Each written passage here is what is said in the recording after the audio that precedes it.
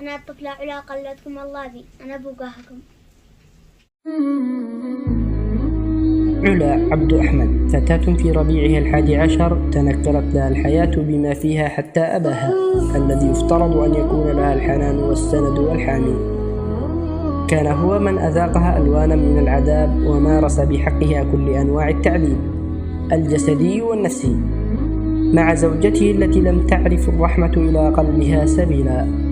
130 جرحا في كل أنحاء جسدها كلها ناتجة عن حروق حسب التقرير الطبي إضافة إلى كسور في الأسنان وفي المرفق الأيمن حتى عورتها وأعضائها التناسلية ومنطقة الدبر طالتها يد الإجرام في هذه الطفلة البريئة التي لا حول لها ولا قوة ولا تملك لنفسها ضرا ولا نفعا.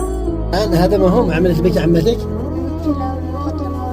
يعني ضربت بك ضربة هكذا؟